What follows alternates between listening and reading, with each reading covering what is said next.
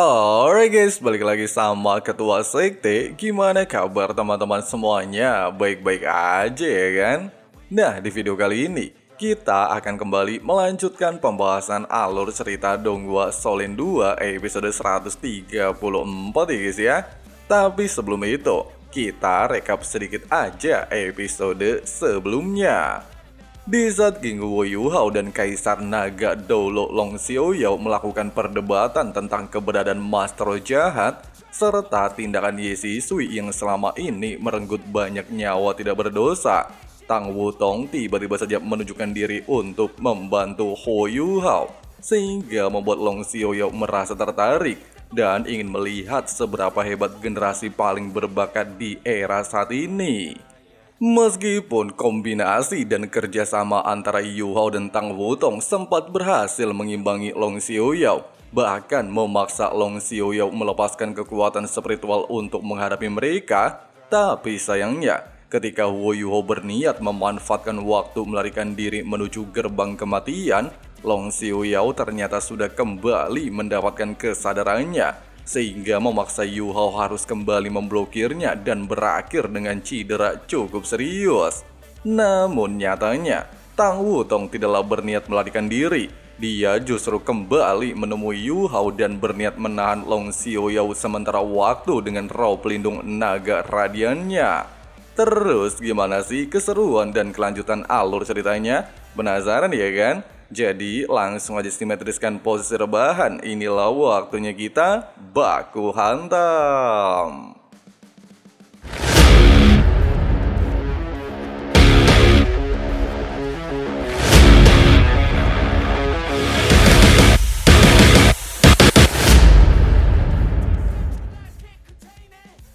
Di saat Huo Yuhao dan Long Xiaoyao terkejut mengetahui Tang Wutong memiliki aura Dewa Naga Emas, Tang Wutong sendiri tanpa basa-basi memulai serangan dengan seluruh kekuatannya. Pasalnya dia menyadari tidak mungkin bisa menahan diri menghadapi seorang limit Doulo.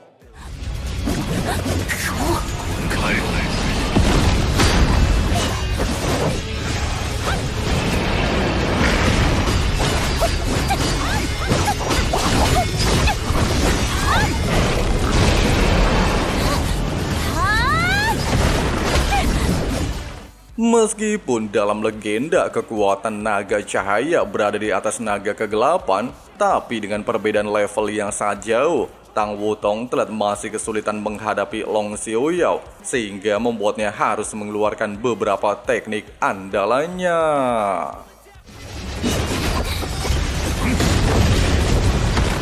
Menyadari dengan kesenjangan kekuatan yang cukup jauh, Tang Wutong tidak mungkin bisa bertahan lama. Yuhao lantas berniat untuk segera memulihkan kondisinya dan turun ke dalam pertarungan.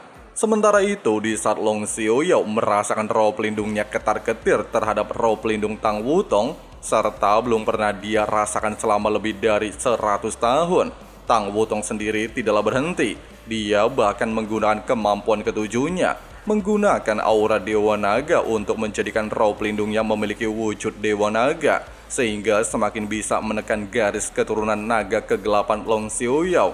Bahkan di saat bersamaan, Yuhao juga mulai melakukan serangan.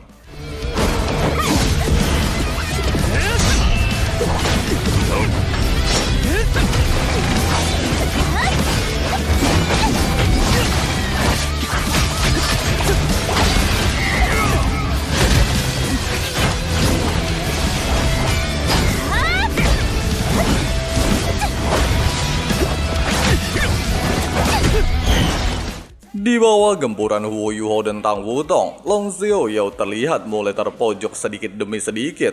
Bahkan ketika Huo Yuhao melepaskan serangan spiritual dalam bentuk fisik, hal itu membuat Long Xiaoyao seolah-olah merasa sedang melakukan duel dengan Mu'en.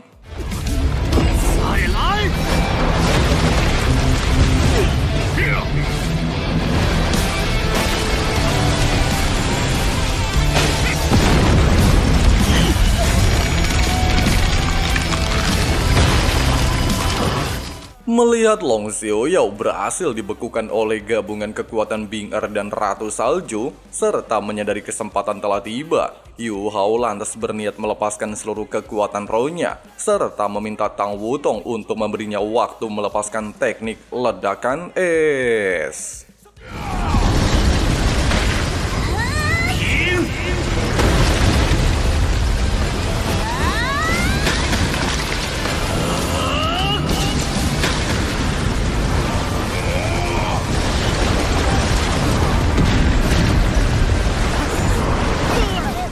Sayangnya, dengan kekuatan seorang limit Doulo, Long Xiaoyao tidaklah mudah dikalahkan.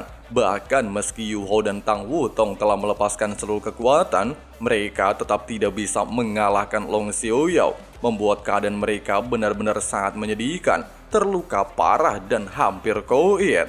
Sementara Long Xiaoyao jelas memuji kemampuan mereka, dia juga tidak menyangka generasi saat ini mampu melakukan hal di luar dugaan dan bahkan hampir mengalahkannya sebagai seorang limit Doulo.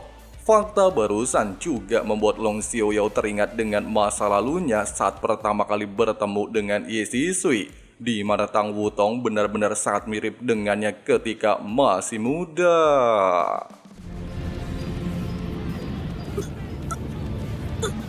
Sambil mengeluarkan belati naga kegelapan yang memiliki racun kegelapan, serta seorang Masro dengan atribut cahaya alias Tang Wutong tidak mungkin bisa menahannya. Long Xiaoyao lantas meminta Yu Hao untuk menusukkan belati tersebut sebanyak 9 kali ke tubuhnya. Jika Yu Hao berhasil bertahan, maka dia bisa pergi dari tempat ini. Namun jika menolak, maka Tang Wutong bisa mewakilinya. Di saat Yu Hao emosi, Long Xiaoyao sebagai seorang limit Doulo mengancamnya dengan seorang gadis. Long Xiaoyao sendiri tidaklah memperdulikannya dan meminta Yu Hao untuk memikirkannya dalam waktu 1 menit, serta tidak bertindak bodoh di hadapan seorang limit Doulo. Bahkan Long Xiaoyao menambahkan aturan, setiap satu tusukan yang diambil Yu Hao harus ada 2 lubang di tubuhnya. Ya, alias tembus gitu ya guys ya. Menyadari tidak mungkin untuk mundur, serta nyawa Tang Wutong dipertaruhkan, Yu Hao tidak lagi menolaknya dan meminta Long Xiaoyao untuk menepati janjinya.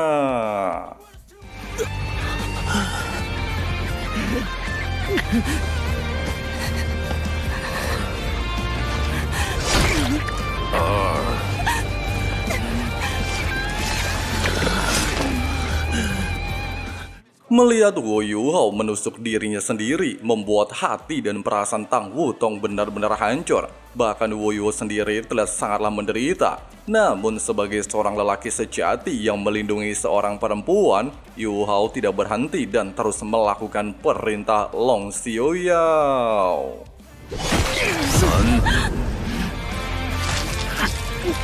下一刀，让给我！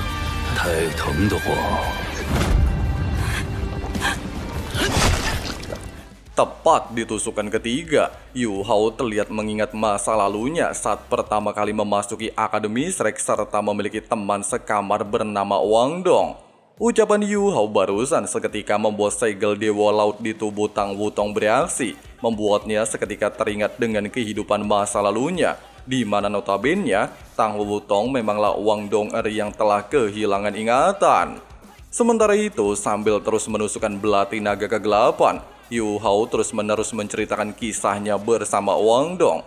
Mereka bersama-sama mengikuti kompetisi elit 6 tahun yang lalu, bersama-sama memenangkan kompetisi dan menjadi juara. Sampai akhirnya, ketika dia selesai melakukan pertukaran pelajar dan tidak bisa menemukan Wang Dong, dia dikejutkan ada acara kencan buta Pavilion Dewa Laut.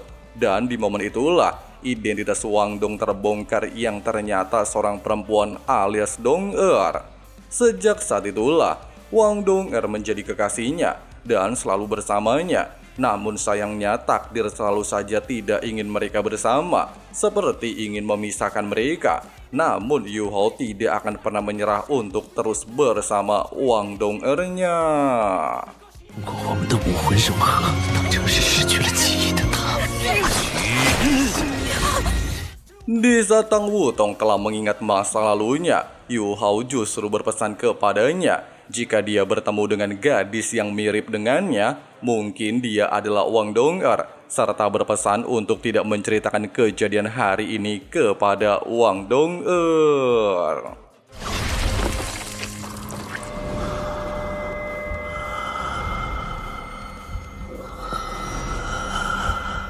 Di saat segel di Laut hancur dan Tang Wutong kembali mengingat ucapan Yu Hao yang akan selalu melindunginya dengan nyawanya, hal itu juga menandakan Yu Hao berhasil melakukan 9 tusukan di tubuhnya. Nah guys, seperti itulah pembahasan alur cerita Donghua Shonen 2 episode 134-nya, di mana semua alur cerita yang ada di episode kali ini benar-benar mirip sama spoiler yang sering Mimin buatkan. Jadi Mimin gak perlu panjang lebar ngejelasin detailnya guys ya. Lagian juga kebanyakan baku hantamnya. Dan buat teman-teman yang masih penasaran gimana sih kelanjutan alur ceritanya alias spoiler episode 135, kalian bisa cek di daftar spoiler novel Shonen 2 atau kalian bisa klik link yang udah Mimin pin di kolom komentar. Oke lah guys, terima kasih banyak banget buat teman-teman yang udah nonton sampai habis. Di sini Abang Frengsi Ketua Sekte undur diri dulu. See you and bye-bye. I've changed for the better this time. I thought I would never be fine. I strive just to say I'm alright. And for the first time in a long time I'm alright. I've seen a lot of change, been through a lot of pain. Some things are not the same.